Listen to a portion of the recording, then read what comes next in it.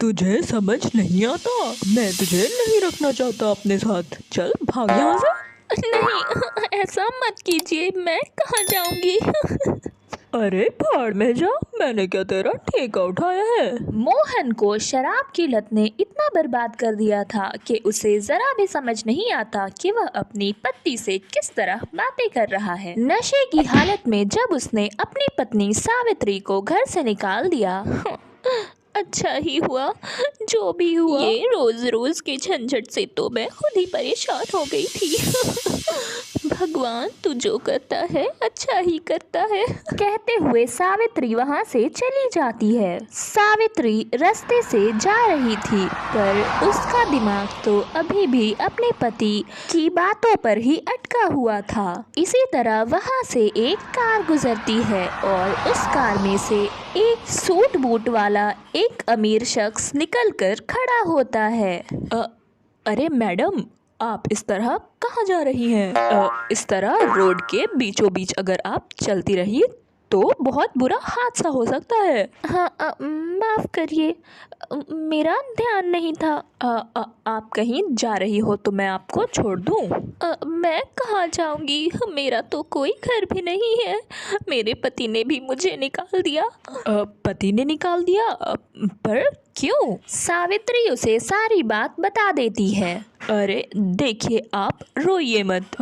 आपको अगर एतराज़ एतराज़ ना हो तो आप मेरी बहन दीक्षा के साथ कुछ दिन रह सकती है। वो बहुत अच्छी है और मुझे उम्मीद है कि वो आपकी बहुत मदद करेगी। सावित्री के पास तो जाने का भी कोई ठिकाना नहीं था। वो इस बात के लिए मान जाती है। सूरज अपनी बहन दीक्षा के घर उसे छोड़ आता है और दीक्षा को सारी बात बता देता है। ओहो सावित्री, तुम इतने दिनों से उस शख्स की बात क्यों मान रही थी? तुम्हें कंप्लेन करना चाहिए था उसके खिलाफ। तुम उसके खिलाफ डोमेस्टिक वायलेंस का केस कर सकती थी। मैं यही सोचती रही कि शायद वो अब ठीक हो जाएंगे, पर नहीं। कोई बात नहीं, तुम चिंता मत करो, तुम कुछ दिनों तक यहाँ रह सकती हो। सावित्री, तुम ऐसा क्यों नहीं करती कि छोटा मोटा ही सही, पर तुम कोई काम शुरू कर दो। मेरे पति हलवाई थे और मैंने उनकी बहुत सालों तक मदद की है। मैं मिठाई बनाने का काम बहुत अच्छे से जानती हूँ। अच्छा, तो फिर तुम मिठाई बनाने का ही काम क्यों नहीं शुरू कर लेती? अरे दीक्षा, वो तो मैं यहाँ अपना फ़ोन भूल गया था। वैसे आप लोग क्या बातें कर रहे हैं? अरे भैया, मैं सावित्री जी को कह रही थी कि अगर वो कुछ अपना काम करना चाहती हैं तो हम उनकी मदद करेंगे। सूरज मन ही मन सावित्री को पसंद करने लगा था। हाँ सावित्री जी, अगर आप कुछ करना चाहती हैं तो मैं और दीक्षा आपकी मदद ज़रूर करेंगे। सूरज अपने पॉकेट से 50,000 रुपए निकालकर सावित्री के हाथ में थमा देता है। ये आप क्या कर रहे हैं? दरअसल सावित्री जी, मैं आपकी मदद इसी तरह कर सकता हूँ। पर मैं आपसे पैसे नहीं ले सकती। अरे सावित्री जी, आप तो खामखा ही डर गई। दरअसल मैं तो आपको बताना ही भूल गया, मैं वेलफेयर सोसाइटी के लिए काम करता हूँ, यानी कि जितने भी ज़रूरतमंद लोग होते हैं उनके लिए ये रकम जमा की जाती है। तो अब आप ज़्यादा सोचिए मत और इसे रख लीजिए। मैं आपका ये एहसान कभी नहीं भूलूंगी। सावित्री, इसमें धन्यवाद की कोई बात नहीं है।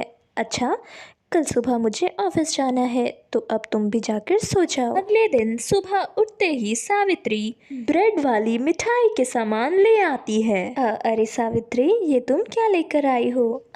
अरे वो दीक्षा दीदी, मैं ये मिठाई बचपन से बहुत बनाती हूँ और जितने भी लोग खाते हैं वो बहुत तारीफ़ करते हैं, तो मैं इसे आजमाना चाहती हूँ कि मेरे आसपास सभी लोग इसे पसंद करते हैं या नहीं।